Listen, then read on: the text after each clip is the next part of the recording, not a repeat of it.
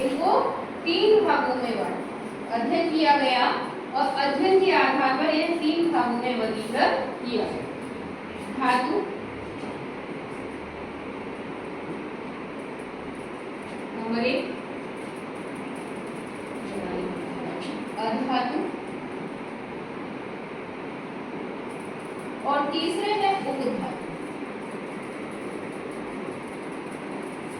जो रसायन विज्ञान है, जैसे हमारी हिंदी की अल्फाबेट होती है, इसी प्रकार से रसायन विज्ञान की वर्णमाला होगी तत्वमाला। रसायन विज्ञान क्या है कि विज्ञान की वह शाखा जिसके अंतर्गत हम तत्वों की संरचना, पदार्थों की संरचना, उनके संगठन का अध्ययन करते हैं, उनके गुणों का अध्ययन करते हैं, रसायन विज्ञान कहलाता है। ठीक है।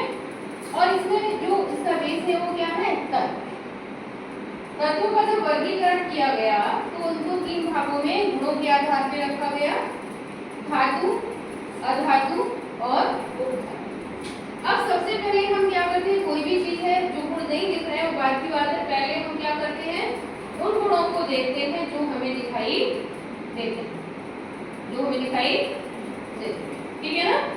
तो जब हम देखते हैं तो सबसे पहले हम क्या देखते हैं, लोहा कैसा है छूने में, लोहा कैसा है बुराई में, तोड़ देंगे इसे नहीं, यानी सोना मोड़ सकते हैं लेकिन हम उसे आसानी से काट नहीं सकते, वो उस पर निर्भर करता है इसकी मोटाई क्या है। लोहे में भी है मोटाई क्या है, चांदी, सोना, इनको चाकू से नहीं काट सकते। यानी कि अधिकांश धातुएं कैसी होती हैं, कठोर होती हैं। कैसी होती हैं? कठोर होती हैं। ठीक है। लेकिन उनकी कठोरता अलग अलग होती है, जैसे कि सोडियम, पोटेशियम, ये धातुएं ऐसी हैं जिनको चाकू से काटा जा सकता है। एक धातु होती है गैलियम, जो हथेली पर अगर हम रख दें तो उसी ताप से पिघलने लगती है, जैसे बर्फ पिघलती है। बर्फ को हथेली पर रख लो, थोड़ी देर बाद क्या होता है, पिघलने लगती है। ठीक है ना। इसके साथ ही तो यानी हम कह सकते हैं कि अधिकांश धातुएं कठोर होती हैं, लेकिन प्रत्येक धातु की कठोरता अलग अलग होती है। ठीक है। समझ में आ गया? चाकू से काटी जा सकने वाली धातुएं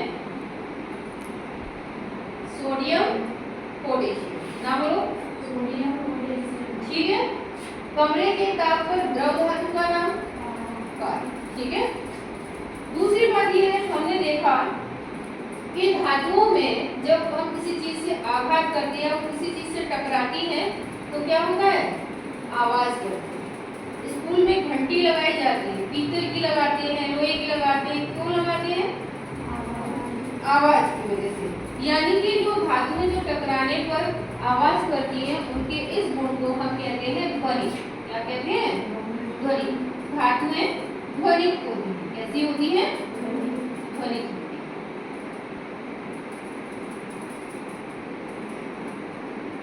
ध्वनि कैसी होती है? ठीक है। अब हमने क्या देखा, बिजली प्रवाहित होती है पूरे में, इसको छीन है, इसके अंदर तार निकलता है, किसका होता है, कौन सी धातु का? तांबा है ना, इसमें कॉपर होते हैं, और टाइप के तार आते हैं, एल्यूमिनियम के आते हैं, और लोहे के भी आते हैं।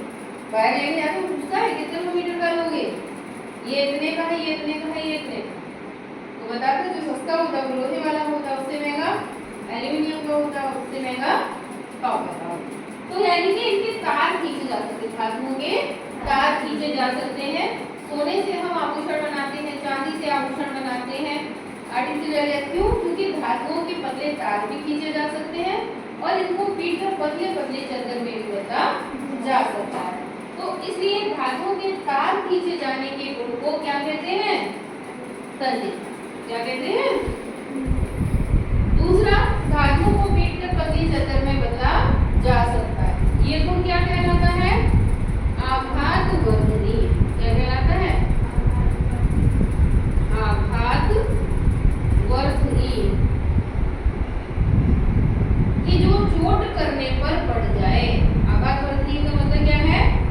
चोट करने पर जो पड़ जाए। इसके बाद हम कुकर में खाना बना लेते हैं, स्टील के भगोने में खाना बनाते हैं, लोहे की कढ़ाई में, प्लास्टिक की भी क्यों नहीं बनाते? निकल जाएगा। या ऐसी धातु जो जैसे सोडियम है, क्या सोडियम का बर्तन देखा किसी ने? क्यों? आभार कर दूंगी, है ना। तो दूसरा, अब हम यहाँ बात कर रहे थे गलनांक। तो जो धातुएं होती हैं, अधिकांश धातुओं के गलनांक उच्च होते हैं। बहुत कम धातुएं हैं जिनके गलनांक कम है, जैसे सोडियम